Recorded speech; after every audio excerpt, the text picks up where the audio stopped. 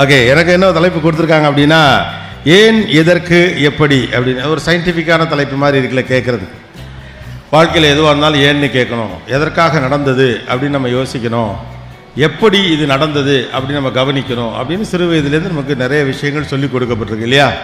எல்லாருக்கும் ஒரு வேண்டுகோள், இந்த செல்ஃபோனை தூக்கி பிடிச்சி கஷ்டப்பட்டு படம் எடுக்கிறவங்க கை எடுக்க கடைசியில் தொடைய வலிக்குது, தோலை வலிக்குதுன்னு வீட்டில் போய் பொண்டாட்டியை புருஷனை அமுக்கி விட சொல்கிறதுக்கு போல உட்காந்து அழகாக பேசுனதை கேட்டுட்டு சந்தோஷமாக போங்க.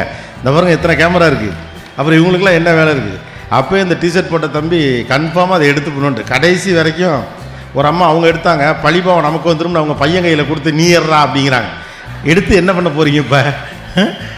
கடைசி வரைக்கும் எல்லாத்தையும் காட்சி வடிவமாக்குறதுக்கு முயற்சி பண்ணுறமே ஒழிய கருத்தாக்கமாக உள்ளே ஏற்றுக்கொள்வதில் நமக்கு பெரிய சிக்கல் இருக்குது.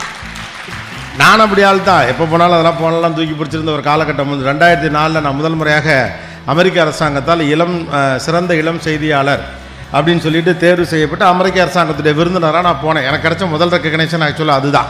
அதுக்கப்புறம் தான் நம்ம ஆளுகள்லாம் கொடுத்தாங்க. எப்போயுமே அப்படி தான், அந்த அமெரிக்கன் விசா கொடுத்தா மற்றவங்களாம் கொடுப்பாங்கல்ல அந்த மாதிரி. அப்போ போனப்போ என்னென்னா, ஒரு நிருபர் அப்படிங்கிற அடிப்படையில் அப்போலாம் ஒரு சின்ன கேமரா நான் வாங்கியிருந்தேன். அந்த கேமரா அந்த லென்ஸ் எப்படி அப்போ வியூ ஃபைண்டர் வழியாக தான் பார்க்கலாம். இப்போலாம் இந்த எப்படி பார்க்குறீங்களா கேஷுவலாக அப்படிலாம் பார்க்க முடியாது, வியூ ஃபைண்டர் வழியாக தான் பார்க்கலாம். செல்ஃபோனில் கேமராக்கெல்லாம் இல்லாத ஒரு காலகட்டம் 2004.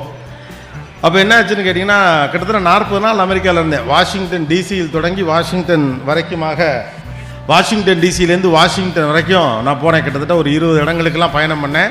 40 நாட்டு ரிப்போர்ட்டர்களோடு சேர்ந்து ட்ராவல் பண்ணேன். ஆனால் எதையுமே பார்த்த மாதிரியே தெரியல. எனக்கு ஒரு கண்ணு மட்டும் வீங்கின மாதிரி இருந்துச்சு. என்னென்னு கேட்டால், வியூ ஃபைண்டர் வழியாகவே பார்த்துருக்கேன். ஒட்டுமொத்த அமெரிக்காவையும் நான் வியூ ஃபைண்டர் வழியாக தான் பார்த்தேனே ஒழிய கடைசி வரைக்கும் நேராக 2 கண்ணால் மனுஷங்களை பார்க்கவே இல்லை. அப்போ வேறு வழி இல்லை, ஒரு ரிப்போர்ட்டராக நான் வருதுனால இயல்பாகவே ஒரு இன்ஸ்டிங்க்ட் இருந்துச்சு, நம்ம எல்லாத்தையும் காட்சி வடிவமாக்கணும், இதை வச்சு ஸ்டோரிஸ் பண்ணணும் அப்படின்னு இருந்தது. பரவாயில்ல, அது வேலை. இதுக்கு எதுக்கு வேலையத்த வேலை, கையில் ஃபோன் இருக்குன்னு எல்லாத்தையும் எடுத்துகிட்டு கடைசியில் பார்த்தா மெமரி இருக்காது. இப்போ என்ன தெரியுமா நடக்கும், பிடிச்சி சட்டையை பிடிச்சி இழுத்து கழுத்தில் தோலை இறுக்கி 10 ஃபோட்டோ எடுக்கிறது. கடைசியில் இது மாதிரி எல்லாத்தையும் ஃபோட்டோவாக எடுத்துகிட்டு நம்மளையும் ஒரு 25 செல்ஃபி எடுத்துகிட்டு முக்கியமான ஃபோட்டோ எடுக்கிறப்ப அதில் டேட்டா இருக்காது, அந்த இடம் இருக்காது. உடனே வேக வேகமாக போய் அழிக்கிற மொதல் ஃபோட்டோ முக்கியமான ஃபோட்டோவாக இருக்கும். ஓகே, எப்போதுமே இதயத்துக்குள்ளே பதிவு பண்ண முயற்சி பண்ணுங்கள். ஏன்னா இந்த டெக்னாலஜி வர வர வர இதான் பிரச்சனை.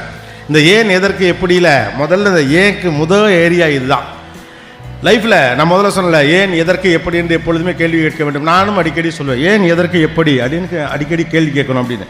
ஆனால் எனக்கு என்னமோ காலம் மாற மாற ரொம்ப கேள்வி கேட்குறோமோ அப்படின்னு ஒரு தோற்றம் வர ஆரம்பிச்சிருக்கு. குறிப்பாக இளம் மத்தியம பருவத்தில் இருக்கக்கூடிய யங் மாம்ஸ், யங் ஃபாதர்ஸ், என்ன சொல்ல போனால் ஒரு 25லேருந்து 35 வயதுக்கு உட்பட்டவர்கள்ட்ட இந்த சிக்கல் அதிகமாக இருக்குது. கடவுள்கிட்ட போய் நீங்கள் போய் நின்னா, ஒருவேளை எல்லாரும் வேண்டுகிறது நம்முடைய காதில் விழுகிற மாதிரி ஒரு கருவியை நம்ம செட்டப் பண்ணிவிட்டு ஒரு கோயிலுக்குள்ளே போய் நிற்கிறோம்னு வச்சுக்கோங்களேன், எல்லா பேரும் என்ன வேண்டிக்கிட்டு இருப்பான்னு மட்டும் யோசிச்சு பாருங்க.